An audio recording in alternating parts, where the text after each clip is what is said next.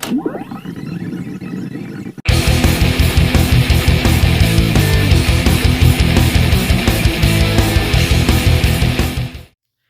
going on, everybody? Welcome back to my channel. Thank you all for tuning in.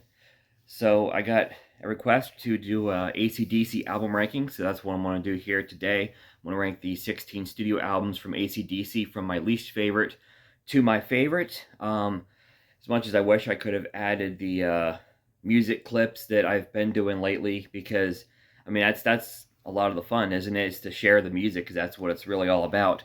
But YouTube won't let me post this video before because I had clips in it. So I'm going to do this without the music clips, and it's just going to be the straight ranking here. So coming in at the bottom of the barrel, number 16, Black Ice, released in 2008. It's actually the first AC/DC album released in my time as a fan. I got into the band around 2005. This was released in 2008, and I'm not a fan. I gotta be honest. There's like 15 songs on here, and there sure doesn't need to be, because personally, I only like about 5 of them. Rock and Roll Train, Skies on Fire, Big Jack, Anything Goes, and Black Ice. War Machine is alright. Other than that, the rest of this album does absolutely nothing for me. So this album's not, to me, it doesn't even bat 500, so I gotta put Black Ice at the bottom. Number 15, I'm gonna go Stiff Upper Lip, released in 2000. This one never did much for me either, even though I think Meltdown's a really good song. I love that one, actually. The rest of this album, it's just kind of there to me. There's really no other song on here that really stands out.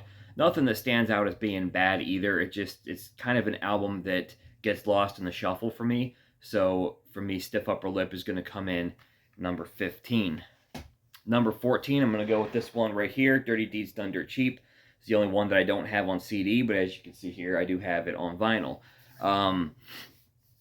I like the title track. I love Big Balls is a lot of fun. Rocker is really fun. Problem Child is great. The rest of the album, I don't know. The rest of the album I never got that into. As much as a lot of people seem to love Ride On, I don't know. That one just never did much for me. And same with like Love at First Feel and Ain't No Fun Waiting Around to Be a Millionaire. Some songs I never got into. Same story with this one right here, High Voltage. This is going to come in one spot higher in the number, what would this be, 13 spot. I love It's a Long Way to the Top. TNT is great. High Voltage is great. But you got a handful of songs on here I just never got into, like the Jack. I've never been a big fan of the Jack. Can I Sit Next to You, Girl? Nah, it's all right. So kind of the same thing. Dirty Deeds and High Voltage to me are kind of have the same story, so they are going to be the next two on my list. All right, so coming in at number, where would we be at now? 12, I think. Rock or Bust, released in 2014. I never actually gave this album a proper listen until years after it came out. When this one first dropped and I heard the song Play Ball and the title track Rock or Bust, I don't know. I wasn't that into it. I was at a point in time where I was listening to some other types of rock and roll. The kind of classic rock, hard rock wasn't really front center for me at the time. And those two songs just didn't really get me interested in this album, I guess. And I thought, just judging off those two songs, I thought, man, AC/DC has lost it. I didn't think Brian Johnson sounded that great. I thought the band kind of sounded old and stale a little bit. I thought, eh. But when I did come around to finally listen to this album for the first time in its entirety, I actually kind of like it. I don't think this is AC/DC's best sounding album. It does sound big, but I still kind of can't help but feel the band sounds a little tired and a little old. Songs are good, though. Rock or Bust is a decent song. Play Ball's decent. Rock the Blues Away actually might be my least favorite on the album, but I still kind of like it. I think the album's actually quite solid. It's not top shelf AC/DC. That's why it's still going to be relatively low on my list. But Rock or Bust is one that I found myself kind of quite liking, actually. Next up, and this album, at one point in time, this is actually my favorite AC/DC album, so How the Mighty Have Fallen. The Razor's Edge. I love the highlights on here. Thunderstruck, maybe a little overplayed, but it's classic AC/DC. Fire Your Guns is a kick-ass song. Money Talks is a song that turned me into an AC/DC fan. Still my favorite AC/DC song today. The title track is awesome. Are You Ready is awesome. I even kind of like the album closer, If You Dare. It's like my dark horse on this album. I just think this album has a crap ton of filler. Mistress for Christmas, I don't need it. And then just a lot of these kind of latter album tracks, Got You by the Balls, Shot of Love, Let's Make It. I don't need them. So this album just gets bogged down with a ton of filler, and that's why it's going to drop to the bottom half of my list, The Razor's Edge. Though I will say, I think AC/DC solved the production problem they had in the late 80s. They had a couple albums there that didn't sound all that good. I think this one sounds fantastic. It's just got too much filler. Coming in one spot higher, I'm going to go with AC/DC's Ball Breaker, 1995. My biggest issue is actually production on this one. I think it's not like the Fly on the Wall era where it's just a really sloppy sounding production. I think this production is almost a little too soft and a little too edgeless in a way. But these songs are really cool. Hard as a Rock is awesome. I love the Fuhrer, the Honey Roll, Burning Alive. Love Bomb is really cool as well. The title track, Ball Breaker. I don't really think there's a bad song on here. It's a really solid album in my opinion. I think it just could have used a little bit more edge from the production. So Ball Breaker is going to be, I have lost count. I don't even know where we're at here. Ball Breaker is going to be next. 1, 2, 3, 4, 5, 6, 7, 8, 9. Coming in the number 9 spot.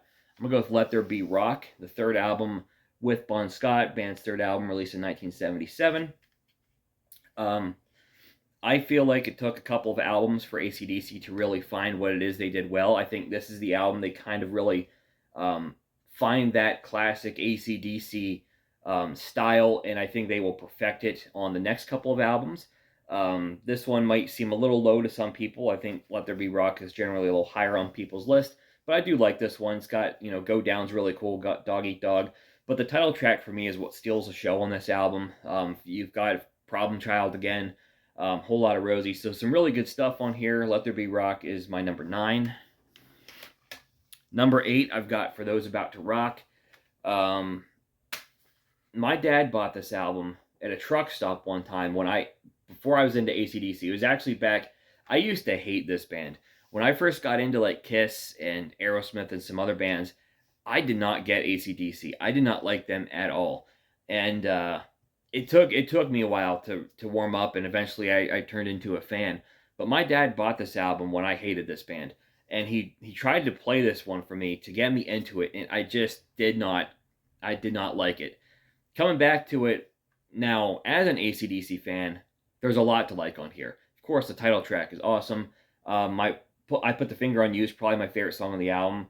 Let's Get It Up is great. Inject the Venom, Snowballed, COD is really cool. I do think this one sort of tails off toward the end. So I do think this album is particularly front-loaded, but still some great stuff on here and a pretty decent follow-up to Back in Black. So number 8 for me, For Those About to Rock. Number 7, a little bit of a dark horse here. Blow Up Your Video. Pretty low on most people's list. But I think the only thing wrong with this album is the sloppy production. I think there's some really killer songs on here. Heat Seeker, even though I prefer the version on AC/DC Live. Heat Seeker is great in the studio as well. That's the Way I Want to Rock and Roll. Mean Streak is really cool. Go Zone's really cool. And I love the album closer, This Means War. That is a banging track. So you've got some really good stuff on here. I think this one is a little bit underrated. It's kind of bit by the production bug. Same as my number 6, which is Fly on the Wall. It's kind of bit by a lousy production, but the songs are there. Fly on the Wall is awesome. Shake Your Foundations, First Blood, Playing with Girls. I love the riff in that song. Back in Business, I think, is one of the band's best deep cuts, especially in the Brian Johnson era. So a lot of great stuff here. Fly on the Wall is my number 6. Number 5, Power Up, the most recent album released in 2020. And thank the good Lord we got this album in 2020, because I think the world needed some kick-ass AC/DC, and they did not disappoint. And as you can see, this is my favorite AC/DC album in quite a long time. I think the band sounds fantastic. They sound a lot better than they did on Rock or Bust. Brian Johnson sounds fantastic.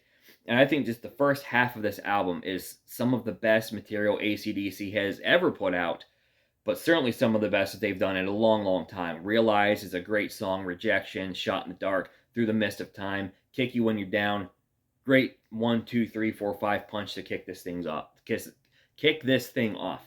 The rest of the album, I don't think there's anything bad, which is Spell, Demon Fire, No Man's Land, Money Shot, Code Red. I don't think there's a bad song on here, but the first 5, I think, really get this thing off to a fast start.